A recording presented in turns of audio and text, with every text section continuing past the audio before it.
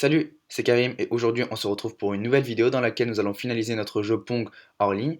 Et dans la prochaine vidéo, nous allons créer notre serveur et notre client qui va permettre à notre jeu d'avoir une version en ligne. Et donc je vous propose de commencer dès maintenant. Et tout d'abord nous allons installer une nouvelle fonte. Donc ici nous allons sur le site fontspace.com. Nous allons télécharger cette fonte. Donc ici download font. Je vous mettrai le lien de cette fonte dans la description. Ensuite on l'ouvre. Voilà, comme ceci.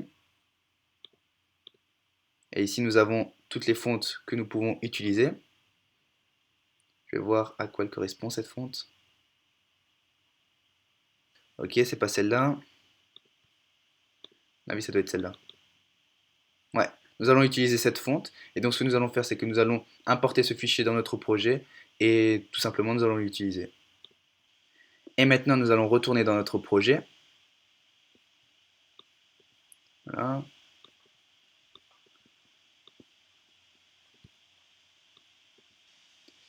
Et nous allons tout simplement apporter ce fichier dans notre projet Pong.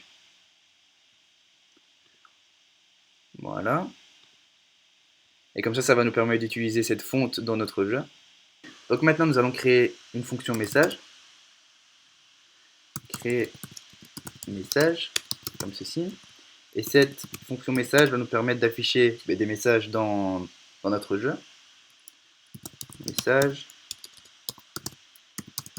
message rectangle et la couleur. Et une fois que nous avons réalisé ceci, nous allons créer une condition. Si font égale à petite, alors font égale à pygame font. Donc ici, on crée un objet font.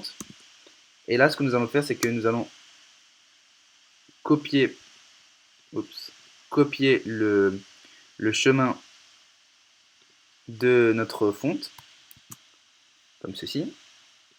Et nous allons mettre la taille de la fonte. Voilà, nous voulons que la taille de cette fonte soit égale à 20 lorsqu'elle est petite. Et donc si la fonte correspond à moyenne, alors nous allons faire pareil, sauf que nous allons changer, nous allons juste changer la taille. Nous allons mettre 30. Et si fonte égale à grande, alors la taille va être égale à 40. Ensuite, nous créons la variable message.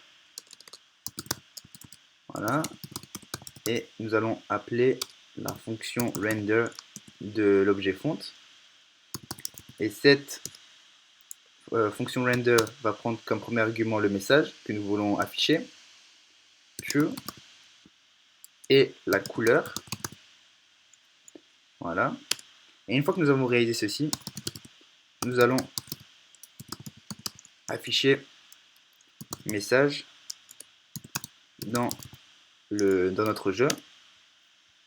Et donc la fonction blit prend comme argument message qui va correspondre au message que nous voulons afficher et message rectangle qui va correspondre à la surface de notre message. Et donc ici il y a un petit problème visiblement. Ah ouais, et ici le problème c'est que j'ai oublié de mettre self encore une fois. Voilà, normalement ça devrait être bon pour la fonction créer message. Et donc maintenant nous allons créer notre premier message. Donc nous allons le créer juste ici. Self créer message. Voilà. Nous voulons grande pour la taille de la fonte. Le message, nous allons créer une string qui va être je pond. Bon, ça va être le titre. Et voici pour le rectangle.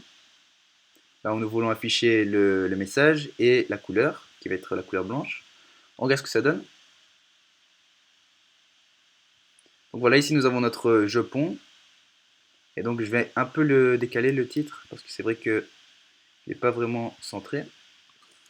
On va mettre 310.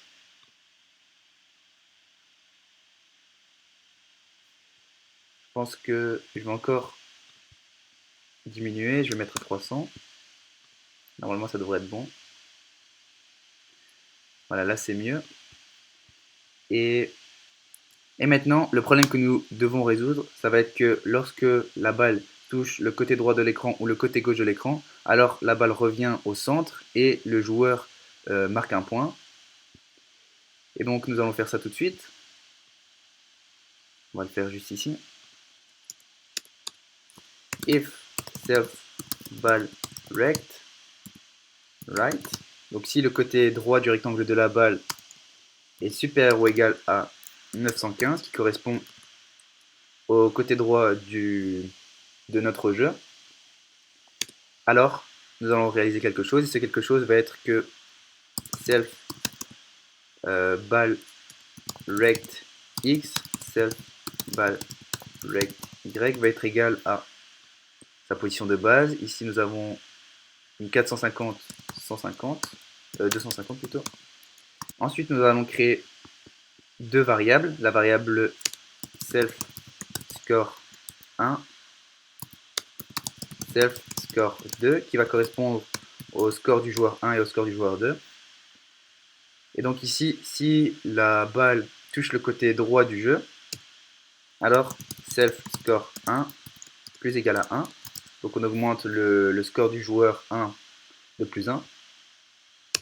Et self balle tirée va être égal à false. Et donc là maintenant nous allons faire pareil pour le côté gauche du rectangle de notre écran. Donc si le côté gauche du rectangle de notre balle est inférieur ou égal à moins 15, alors la balle revient à sa position initiale et self score 2 va augmenter de 1 et self balle tirée va être égal à false. On regarde ce que ça donne. Donc là, et voilà, notre balle revient à sa position initiale. Maintenant, nous allons afficher les deux scores dans notre jeu. Et donc, les voici. Donc ici, self score 1, nous avons le rectangle de self score 1 et la couleur. Et pareil pour self score 2. Il ne reste plus qu'à créer l'instruction. Et donc, cette instruction, elle va être affichée si self balle tirée est faux. Donc voici l'instruction que nous allons afficher à l'écran.